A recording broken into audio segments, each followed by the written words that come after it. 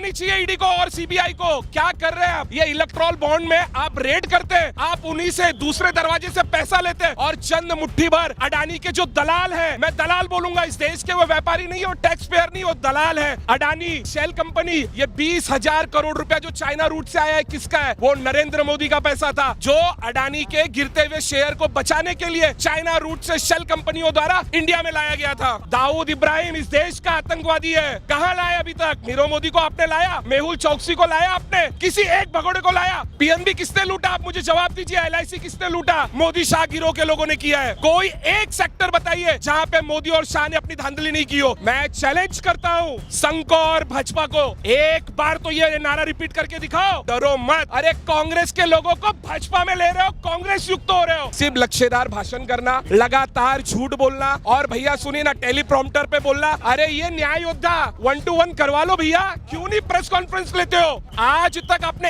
एक press conference की live संसद भवन में राहुल जी बोलते हैं और उनका लाइव टेलीकास्ट रुका दिया जाता है। अडानी का नाम लेते हैं, डिस्क्वालीफाई हो जाते हैं। देश के प्रधानमंत्री को शर्म आनी चाहिए कि अभी तक वे मणिपुर नहीं गए। इस देश में देश के गृह राज्य मंत्री रह चुके थे, उन्होंने क्या किया?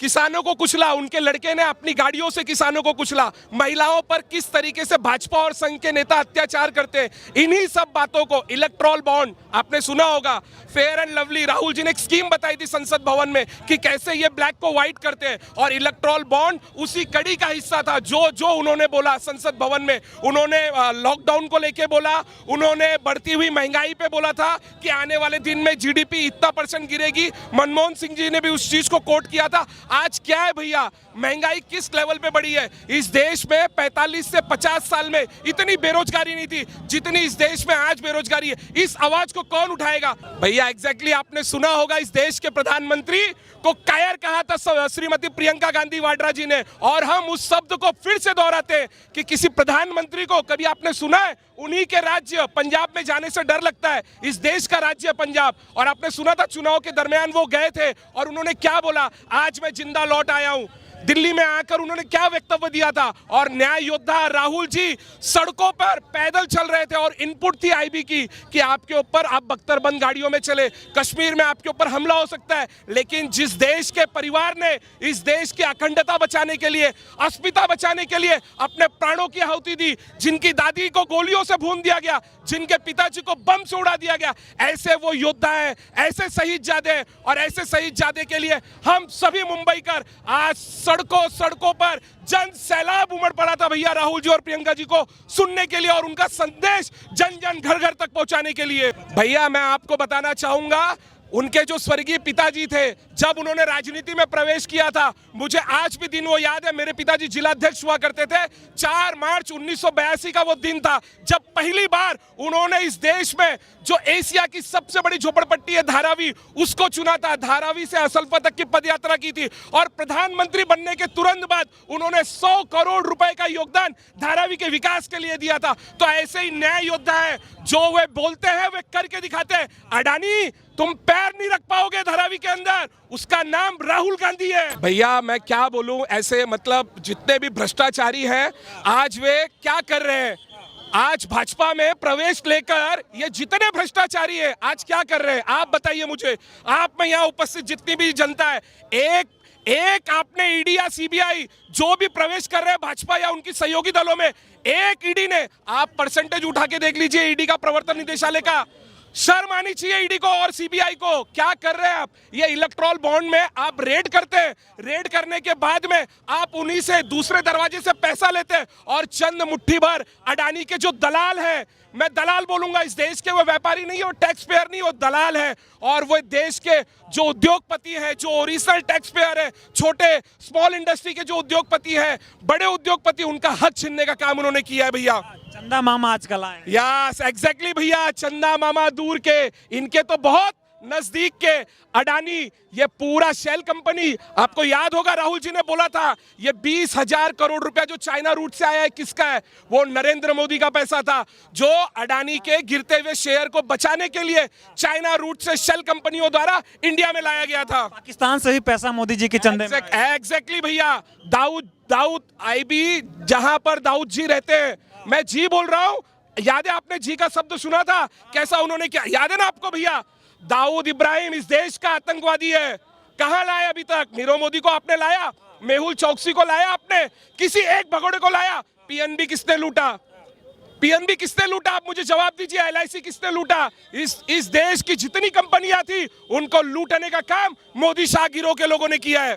जनता मोदी जी के साथ क्या करने वाली है? भैया दिखाएगी। ये इस देश का राष्ट्रीय पर्व जो होता है, जो हमें लोकतंत्र में अधिकार मिला है वोट देने का, हम अपना वोट जिस पार्टी ने इस देश को बनाने के लिए, इसके विकास और निर्माण को पैदा करने के लिए लगातार अपना योगदान दिया है, ऐसे जननायक योद्धा को हम बहुमत से जिता के लाएंगे और पूर्ण बहुमत की सरकार इंडिया गठबंधन बनाते हुए जा रही है। जनसैलाब बता भी रहा है कि अब मोदी जी का अन्याय जनता सहने वाली नहीं है, बहुत हो गया। भैया आप मुझे बताइए, अत्याचार की पराकाष्ठा है। कोई एक सेक्टर बताइए जहां पे मोदी और शाह ने अपनी धांधली नहीं की हो। सेक्टर बताइए। डंका बज रहा है भारत का। भैया दिखेगा भैया, ये जो ब्रांडिंग है, शो कॉल्ड ब्रांडिंग है भैया, प्रोपोगंडा जो आपने फैला के रखा है वो आपको दिखेगा। इस देश के जो सजग प्रहरी है, मतदाता है, वे अपना मतदान कांग्रेस को करेंगे और कांग्रेस के सहयोगी पार्टियों को करेंगे। शाही चलने नहीं देंगे। नहीं, नेवर भैया। इस देश में लोकतंत्र है, सभी को लोकतंत्र के दायरे में रहकर काम करना पड़ेगा और राहुल जी लोकतंत्र के हितैषी है। थाने में लंच का टाइम था वे भिवंडी से। इलेक्शन कमीशन का आप ये देखिए, जिस तरीके से ईडी, सीबीआई और इनकम टैक्स जैसी एजेंसियों का दुरुपयोग होता है, वहां पे भी चुनाव आयोग पहुंच गया था भैया, ये बताने के लिए कि आदर्श आचार संहिता लग गई है। मुझे आप बताइए, इस देश में आप आदर्श आचार संहिता क्या आप मोदी और शाह डिसाइड करेंगे? और मैं आपको बोलना चाहता हूं, इसी देश में, इस देश के जो सूचना क्रांति के जनक थे स्वर्गीय राजीव गांधी जी, उनकी भी ये पवित्र जन्म स्थली है भैया। यहीं पे उनका जन्म हुआ था, इंदिरा गांधी जी के सपूत। यस भैया, कांग्रेस की स्थापना भी यहीं पे हुई है, यहीं पे हुई है भैया। 1885 में कांग्रेस की स्थापना, तेजपाल भवन, मणि भवन जो महात्मा गांधी जी का घर है, वहीं से ही कांग्रेस की स्थापना हुई थी भैया। कांग्रेस ने यह कि बीजेपी को अब यहां से हटाना। भैया ये कांग्रेस मुक्त का नारा देते थे, आप सभी लोगों ने सुना है कि नहीं भैया? मैं चैलेंज करता हूं संघ को और भाजपा को, एक बार तो ये नारा रिपीट करके दिखाओ। अरे कांग्रेस के लोगों को भाजपा में ले रहे हो, कांग्रेस युक्त हो रहे हो, और हम जैसे लोग, ये योद्धा है, ये राहुल जी के योद्धा है भैया। ये किसी के धमकी से, ईडी से, सीबीआई से, कोई जांच एजेंसी से ना डरे थे ना डरेंगे। इसी के लिए उन्होंने नारा दिया था, डरो मत।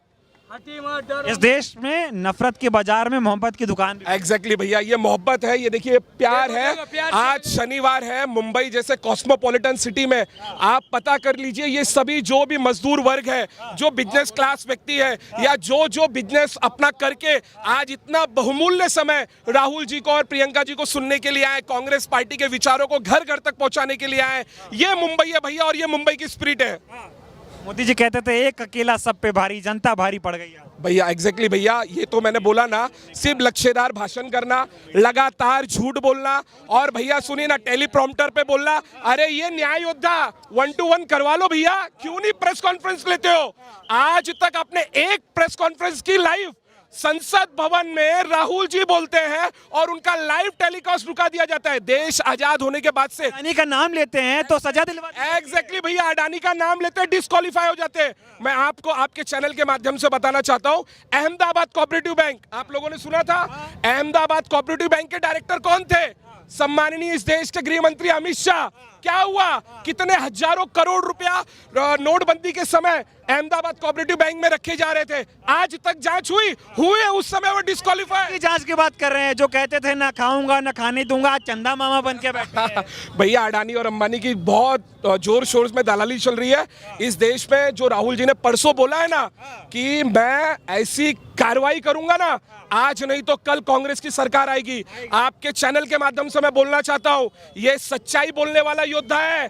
याद रखना, ऐसी कार्रवाई करेंगे कि रूह कांप जाएगी आने वाले दिनों में लोकतंत्र को कमजोर करने वाले लोगों के ऊपर। वसूली रैकेट चलने नहीं देंगे इस देश में। यस भैया, यस भैया, भैया वसूली आप वसूली का आपने बताया ना, मुझे आप बताइए भैया, इस देश में आपने क्या बोला था?